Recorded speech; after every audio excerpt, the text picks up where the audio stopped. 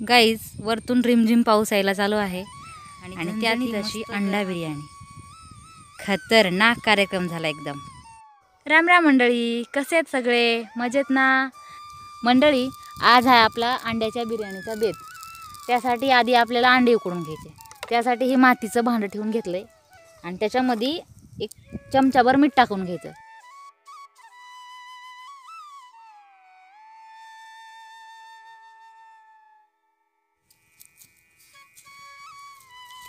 अंडे उकडायला चालू आहेत.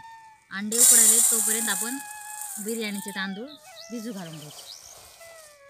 तांदूळ ही बासमती घेतलेला आहे. असं चांगलं धुवून घ्यायचं आणि पाणी काढून 20 मिनिटं ठेवायचं. आपण अंडे उकडलीत का बघून घेऊ. अजून एक 10-15 मिनिट लागते ना आपल्याला.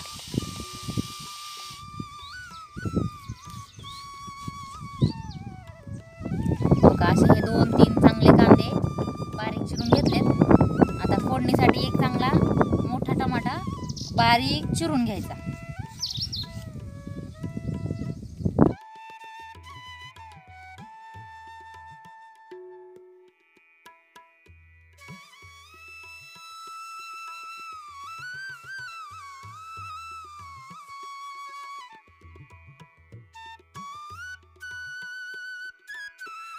दोन दिवस चांगला पाऊस पडल्यामुळं वातावरण असं थंडगार झाले. त्याच्यामुळं शेतामध्ये स्वयंपाक बनवण्यासाठी पण एकदम फ्रेश वाटत आहे. आपल्याला आता बिर्याणीसाठी राईस शिजवून घ्यायचा आहे. त्यासाठी 2 चमचे तूप काढून घ्यायचं. असं 2 तुकडे दालचिनीचे टाकून घ्यायचे आणि 3-4 पानं तमालपत्र टाकायची फोडणीसाठी. एक 7-8 लवंगा टाकून घ्यायच्या. 7-8 मिरे टाकून घ्यायचे. 4 हिरवे वेलदोडे टाकून घ्यायचे आणि एक असं स्टार फूल टाकायचं, चक्रफूल. आणि बिर्याणीच्या तांदळासाठी दिलेली फोडणी कधीच करपू द्यायची नाही. थोडीशी कच्ची ठेवायची. अशी फोडणी झाली जरा थोडीशी गोल्डन कलरची झाली की त्यामध्ये पाणी टाकून घ्यायचं.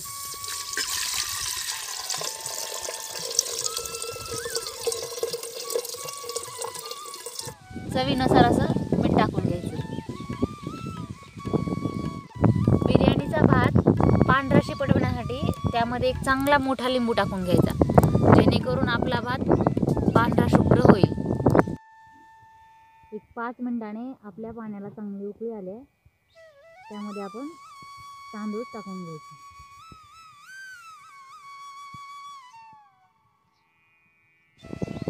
तांदूळ असे चांगले हलवून घ्यायचे आणि मग त्याच्यावर झाकण ठेवून एक हार्ड 5 मिनिट ठेवून द्यायचं.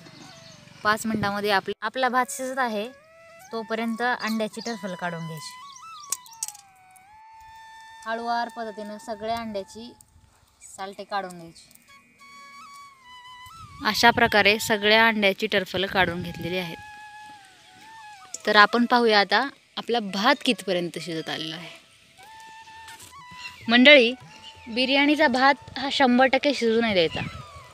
हे बघा, असा 70% किंवा 80% शिजला की समजायचं बिर्याणीसाठी हा राईस एकदम ओके आहे.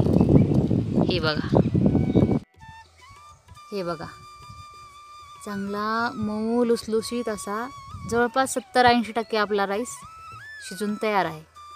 त्यासाठी आपण आता पातेलं चुलीवरून खाली उतरू शकतो. आता बिर्याणीचा राईस एकदम परफेक्ट आहे. त्यासाठी असा खाली उतरून घ्यायचा आणि असा मोठा चांगला झाऱ्यानं असं पाण्यातून निथळून घ्यायचा. पाणी थोड्या प्रमाणात पण भातामध्ये आलं नाही पाहिजे.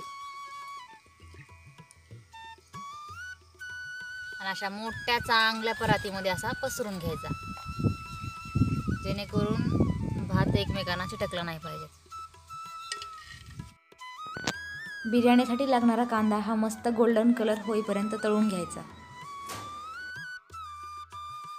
आपला कांदा एकदम परफेक्ट असा तळलेला आहे. मस्त असा गोल्डन छान कलर आलेला आहे.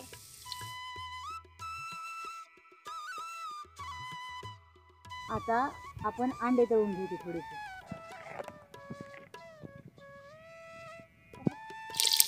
अर्धा चमचा हळद टाकून घ्यायची आणि अर्धा चमचा लाल तिखट.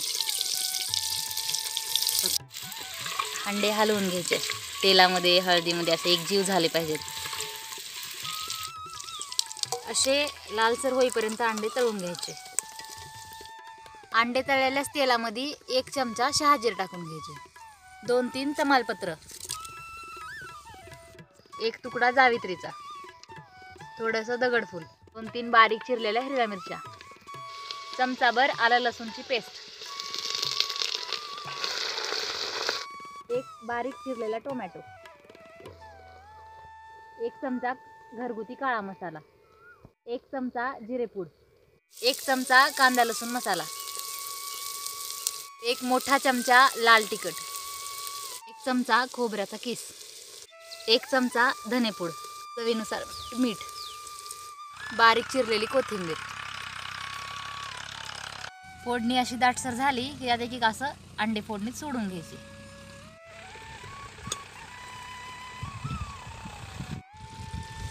पाच मिनिटं झाकण ठेवून भाजी शिजू द्यायची.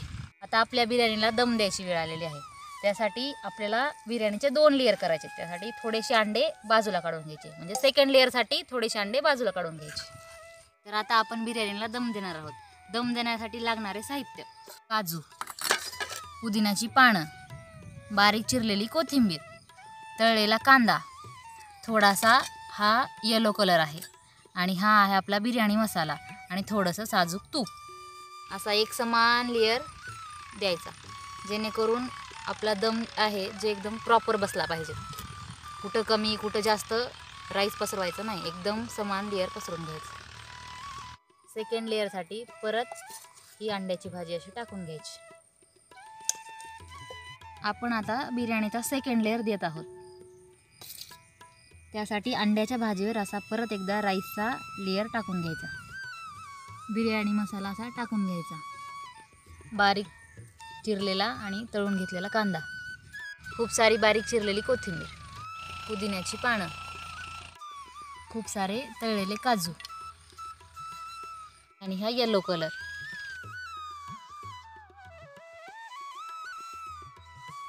बिर्याणीमध्ये असे होल करून घ्यायचे आणि हे जे आपण होल करून घेतले त्याच्यामध्ये अशा तुपाची धार टाकून घ्यायची. तूप टाकल्याने बिर्याणीची चव एकदम बदलून जाते. तूप टाकायला कंजूसपणा करायचा नाही. चांगले मोठे 2 चमचे तूप टाकून घ्यायचं. बिर्याणीला दम देताना जाळ हा एकदम मंद आचेवर ठेवायचा, किंवा जर तुम्ही चुलीवर बनवत असाल तर एकदम आरावर, खाली जे विस्तव आहे त्याच्यावर एकदम शांत. आणि आता असं एक झाकण लावून त्याच्यावर दगड किंवा एखादी जड वस्तू ठेवून द्यायची. बिर्याणीला दम द्यायला चालू आहे.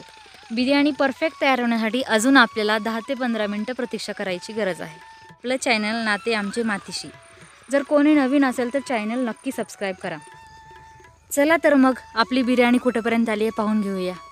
खूप वेळची प्रतीक्षा आहे. बिर्याणी एकदम जोरात झालीच असणार आहे.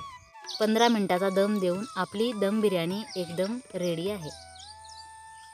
टॅन मंडळी, ही बघा आपली दम बिर्याणी कशी सुंदर दिसत आहे. ही बघा आपली बिर्याणी कशी मऊ लुसलुसीत चवदार झालेली आहे. अप्रतिम वास येत आहे.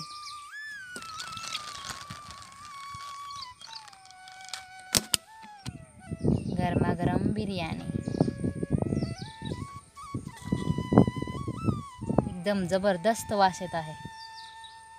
आणि तुम्ही राईस पण बघू शकता, एकदम असा मोकळा मोकळा झालेला आहे. एकही एकमेकांना चिटकलेला नाही. रिमझिम पाऊस यायला चालू आहे आणि त्यात ही मस्त गरमागरम आणि झणझणीत अशी अंडा बिर्याणी. खतरनाक कार्यक्रम झाला एकदम.